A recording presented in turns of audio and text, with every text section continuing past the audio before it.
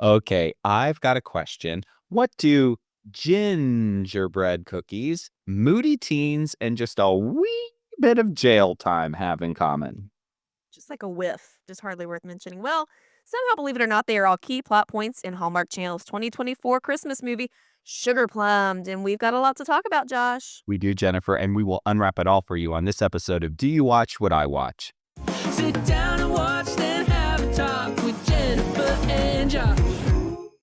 So, if memory serves correct, Jennifer, I think when we drafted this movie, you and I were both like, I don't know. And so we're going to have to see if our initial hot take stands the test of time as we take the deep dive and give you our hot takes a bit later in our Golder Coal segment. But let's, as we always do, Jennifer, start with the IMDb summary.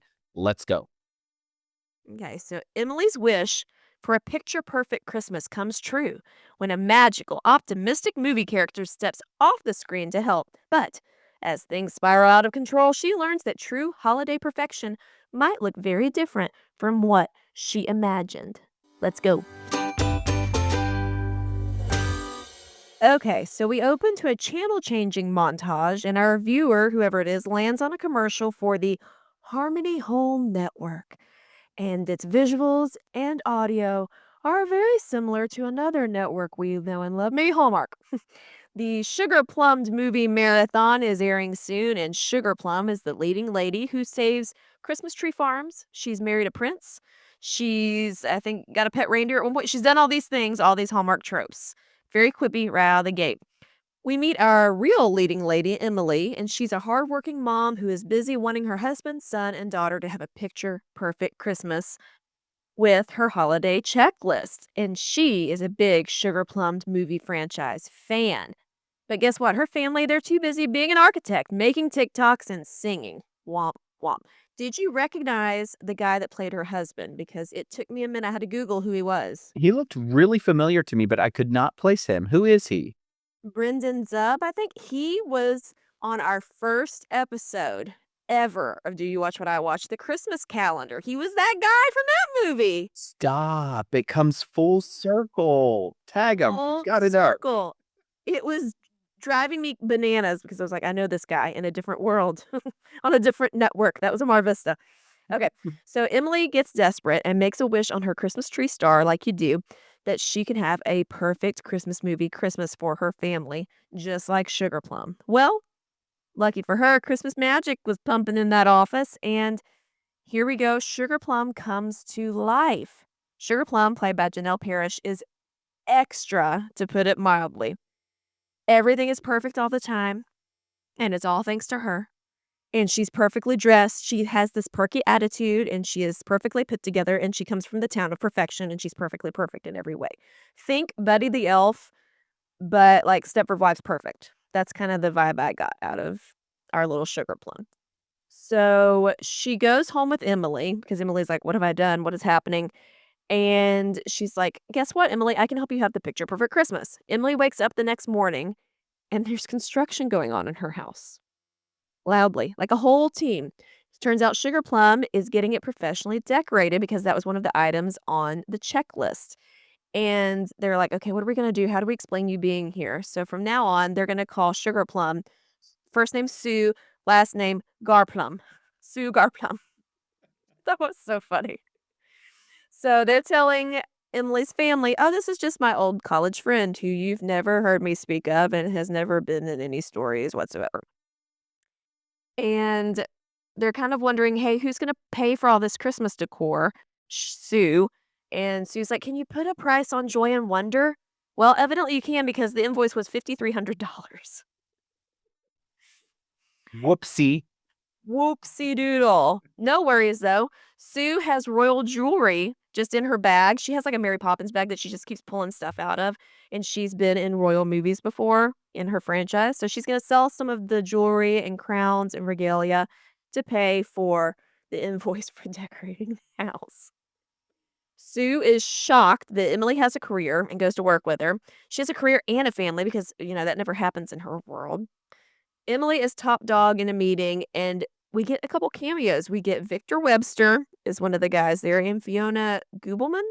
Probably not saying that appropriately. I'm sorry. She was in the Irish Christmas movie this year. So basically, there's a ski lodge trying to take over a quaint establishment. You know the drill. And they're kind of arguing with one another. The cameos are Sue busts in, bringing everybody hot chocolate, trying to make the world a better place. And Sue gets them to come to an agreement about the deal. And all is well in Whoville once more. The next task, Emily's moody teen wants a special pair of headphones. But the only pair, I guess, in the nation, presumably, is going to be a prize at the Techmark Megastore's reindeer games competition in town. So Sue's like, no worries, I can be in the competition. And here she goes. She's making paper snowflakes. She's making a gingerbread house. She's doing all these things and stomping the competition because she has Christmas magic. Her gingerbread house had lighting, you guys. It had lighting. So extra. When I tell you she was extra, I meant it. I was not blowing things out of proportion. Well, let Sue me wins ask the you. competition. Oh, go ahead. I was just going to ask you. First impression, is it annoying or is it endearing, her extraness? I thought it was endearing. I'm here for it. I am seated. I am into this movie 100%. What did you Okay, think? Did yeah, you use? same for me, and I think it could have gone either way, right? It could have been Yeah. too much where you didn't like her, but it's clear they want you to like her. So, yeah, I'm with you. Yeah. No, I'm here for the extra, but it was extra. So, in the quest for a perfect Christmas like her mom had provided her, Emily finds out that Harmony Home saw pics of their interior decor, and now she wants to enter her house into the contest for the Harmony Home Best Decorated Home competition. And the award winner is announced live broadcast Christmas Eve, I think. So that's another little through line we got going on. Sue then is disgusted, appalled that they have a fake Christmas tree in their house. That will never do. Oh, no, the whole time Sue is referencing her the rules, right? She has a rule book of all the ways that you're supposed to have a Merry Christmas and a perfect life. And so she's quoting rules the whole time. Rule number 47 says blah blah blah blah blah. So they need a real tree. She just goes to the neighbor's house, like a snooty neighbor, and chops a tree down from the yard. Choices. The neighbor wasn't happy about it, to put it mildly. Sue is learning more about, American modern day terms, and she asks Emily's husband if they have anything to drink called anxiety. And she's hearing things, she's trying to piece it together, but she's not really making sense. And they're like, who is this chick? What is going on? Emily gets called to work for this big deal, and the son doesn't have a parent to go to career day. Guess what? Sue's going to step in. And Sue Garplum tries to speak at the high school career day, but she doesn't have a career. So she starts listing gingerbread architect, reindeer farmer, etc. And these kids are like, who is this woman? What is happening? Then Sue goes full Sugarplum with her magical snow globe. She has the sun shake it. And what do you know? The whole school, it starts to snow in the school. And then a snowball fight breaks out. And it's a hoot and a half, but you gotta take reality and just throw it out the window, which is fine. As long as we lean in all the way to the magic, I'm here for it. What did you think at this point in the movie? I'm really here for it too. I just like the quippy nature of the script. It's well paced, it's really well written, and I laughed pretty consistently throughout this movie. Agreed. So after the snowball fight, the sun's a hit, everything's good. They're gonna decorate the perfect tree. And then the moody daughter comes in. She's wearing a beret, and she's trying to get time with mom to talk about a Berkeley scholarship for music. And mom keeps putting other things in front of her, which is causing some angst, as one may expect. The tree, then they're powering it up, adding more lights, and the dad's like, hey, you might not want to overload the circuit. And Sue's like, rule number 8002, you can't overload a circuit with a Christmas tree or whatever it is. And the power strip trips the breaker in the house. The lights go out, and Sue starts to panic because that's not supposed to happen in our world, guys. This is not supposed to happen. So we start to, at this point, see cracks in the magic. The rule book says that baked goods will be perfect no matter what ingredients you put in them. So Emily made gingerbread cookies and put a big old thing of gin in there because that's what she had, and why not? And they do not taste good. the firm that the ski lodge is, they were trying to save the ski lodge. Well, Victor Webster's character decided to pull one over on him. He wasn't sincere about falling in love with the other cameo, and the ski lodge is getting leveled. Then at the office, Sue runs into a cameo by Carlo Marx, who we saw earlier on Scouting for Christmas this season. He was a baker at the terrible night-themed bakery. Carlo Marx is there, and she's like, oh, maybe she thinks it's like a meet cute, and she's a smitten kitten with him. Well, he serves her papers and summons her to court for cutting down the neighbor's tree. Oopsie. Oopsie, there are consequences to Sue's actions. Sue then leaves the big fancy downtown building, and the police arrest her for the school snow incident. And she goes to jail. It's not often that somebody goes to jail in one of our little Christmas movies. No, not usually a plot point we get, but a funny one in this one. She's taking adorable, cute mugshots, and she wants to decorate the interrogation room, and the detective is not here for any of her business. He's annoyed because she sounds crazy, and he locks her up with a rough and tough crowd. And when I say rough and tough, it is air quotes, like, by Hallmark standards. Basically, they look like they had some, like, black leather pants or, like, too much eyeliner on, Yeah. and that made them rough and tough. They might listen to a little bit of rock music, is the hooligans we're dealing with here. But anyways, Sue's feeling like a little fish out of water, as you would say. So she's going to win him over. By the end of her little stint in jail, she's got them all singing the 12 Days of Christmas. Luckily, Emily's a lawyer and comes to try and get Sue out of jail. But she runs into snafus because her fingerprints, he made a joke. He was like, you know how Ray's fingerprints are different, like kind of like snowflakes. Well, Sue's are actual. Her fingerprints look like snowflakes. And she seemingly doesn't exist. Who is this person? Again, if this wasn't a Hallmark movie, it could easily be a horror movie. But again, we're here for it. Mm-hmm. Emily talks legal stuff, though, and gets Sue out of jail. She's like, just let her stay with me. I'll keep an eye on her. The son got suspended because of the school snow incident. The school was really not impressed with this thing at all. Nope. The moody daughter, you can tell she's moody because she has posters on her wall, like, haphazardly, right? And she's in her feels because mom won't talk to her. And one of the posters, I kid you not, just said, "Let's rock." They clearly went to some, generic posters are us. Five Below. Like, yeah, they totally went to Five Below. No real licensing going on here. Okay, so since the daughter's edgy and musical and cool, she's got her posters in her room. She gets into it with mom again because mom is ignoring her and putting this picture-perfect Christmas in front of the actual family's needs. And the magic that Sue brought to the family is continuing to fade. What will they do? Well, the plan is that Sue and Emily will win the competition, the decorating competition, and then Christmas Eve, they'll get filmed together as a family, and they'll check the last thing off of Emily's list, and then Sue can go home back to perfection, and they'll all live happily ever after. So Emily's like, I know what to do. I'm going to amp up the Christmas on the home. She brings in snow machines. She brings in live carolers.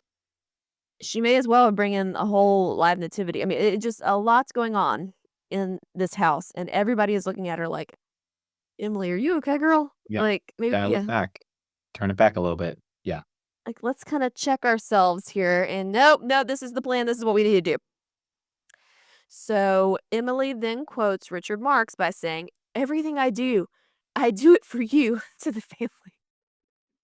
Because they have kind of had enough, right? They don't want to pretend to be perfect anymore. The dad, it has a crazy, like, course, the dad works in an architecture firm, so his architect boss is mean and, like, keeps pulling him away, and so he's overloaded at work. The son likes making little videos of him dancing and accidentally uploaded one to TikTok, and people are making fun of him. The daughter, she's got the angry posters. So things are not going well in the picture perfect family. And they all decide they're not going to be a part of this charade anymore. They're not going to be at the house for the Christmas Eve filming of this, competition thing. They leave and they go to the Christmas pageant together without mom or Sue. Dun, dun, dun. Emily goes to the school to mend fences, and turns out dad just quits his job. He's like, yeah, you know what? I don't need this crazy boss. Okay. Okay. Hallway at school. Sure. The daughter gets stage fright and runs away until Emily, the mom, gives her a great pep talk, and the family all hugs together.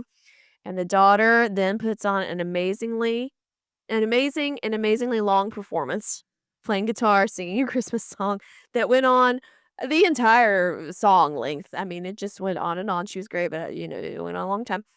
Everybody is in the audience kind of awkwardly clapping, and um, Sue and Emily are backstage and they shake a snow globe and it starts to snow on the stage, which is probably bad for the instruments, but I'm going to let it go in the effort of Christmas spirit. And then Dad's boss shows up at the end, or his former boss, and is like, "Hey, I'll give you your job back." He can actually, turns out, work on the ski lodge, spruce up, not demo for Emily's client, so that project is resolved. The son, turns out, the girl he kind of had a crush on, really liked his dancing and has eyes for him. The daughter had a great performance. I guess she can go to Berkeley. But Sue has to go back home to the town of perfection because she taught us all that imperfect holidays make them perfect. And we live happily ever after. It's time for gold or coal. All right, it is time for our Gold or Coal segment. And if you're new to the podcast, Josh and I each bring 3 gifts to the podcast. If there is more gold, this time it is perfection. If there's more coal, it's a prison perpetrator. Prison perp. Prison perp. PP. Prison perp. And if it's a tie, it's just going to be a Merry Christmas. Josh, I got to come to you first. Again, like you said earlier, we were not excited about this movie when we drafted it. Where does it end up now that you've seen it? Well, I'm starting with gold. This movie is funny. Throughout, funny. They did something really smart. They made it all about the tropes that we laugh about all the time. So you can't help but laugh at laughing at the tropes. It's just such a great concept. And they sprinkle these throughout the movie in this way that's just really well paced. And I just, like I said, laughed throughout this entire movie. I agree. You took one of mine, so I will move on to another piece of gold. I loved that this was a family dynamic movie and not a boy meets girl, boy meets boy, girl meets girl love story. I loved that it was really about kind of trying to fix the fractures of this family because, I mean, we have kids, but they're younger. I can imagine as you get teenagers, it's not as fun to do the Christmas traditions. They're not as easy to coax people into doing it anymore and to having the big, good old fashioned family Christmas. So I liked her.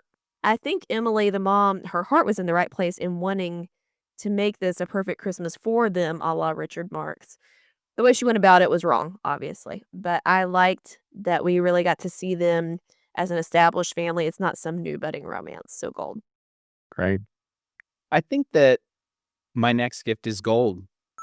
This movie just had a lot of purpose to it in this way that I really appreciated. The main character is a married woman, career driven, 2 kids, really facing this tension of trying to make the holidays something because we get the backstory that she herself, her mom made it all great and she's, wanting to continue that tradition the whole 9 yards.